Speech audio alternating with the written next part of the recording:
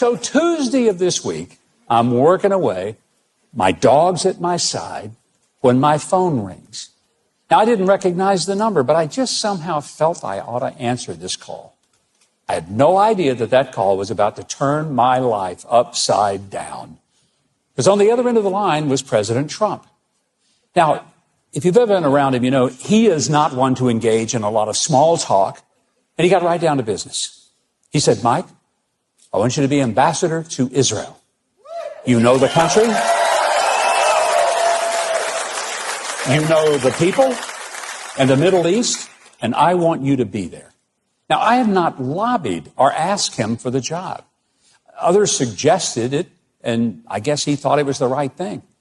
I really didn't have time to think about all that it would do to change my life.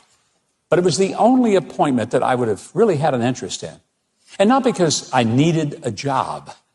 Folks, I got a bunch of jobs already.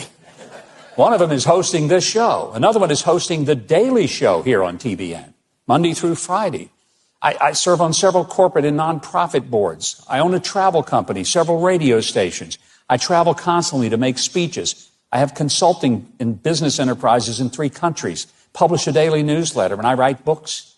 I got plenty to do. And by the way, I'm going to have to take a dramatic pay cut to do this job.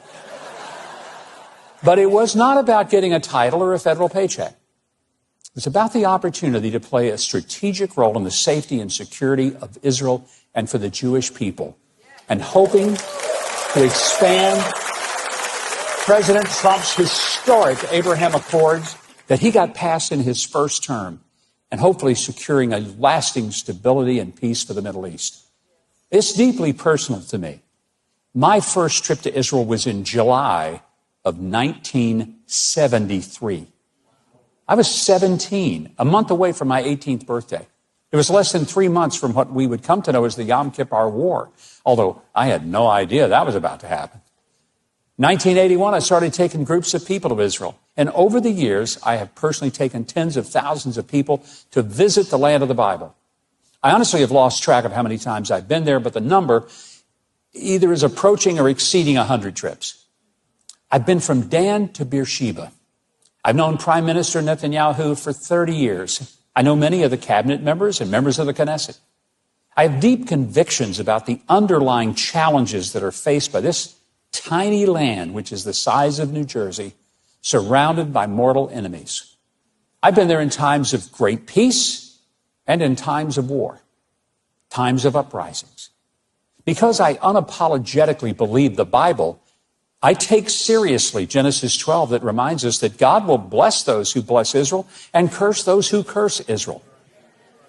I have long believed that the conflicts of the Middle East are not really geopolitical, economic, or social, but rather spiritual. And after October the 7th and the horrific anti-Semitic attacks on our Jewish friends, I become more determined than ever to stand with Israel and the Jewish people as they are targeted for attacks and annihilation. Now,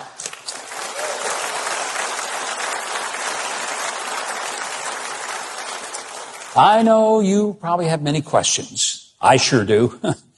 I get asked, are you going to have to leave the show? Are you going to have to live in Israel? And when will all this happen? And many more questions. And the honest answer to all of them is, I don't know. For Janet and me, this is a journey of pure faith. I have no idea if the Senate will confirm me, although with Republicans in clear control, that should happen. After that, I'd be required to move to Israel and begin my service to my country and to my president. I tell you what, I'm starting a path that I've never been on before. But you will be traveling that path with me for the next several weeks. But I do ask that you pray not just for Janet and me, but more importantly, that you pray for the peace of Jerusalem.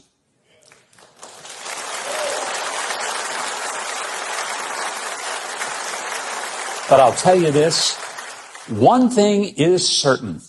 I may never pick up the phone again from a number I don't recognize.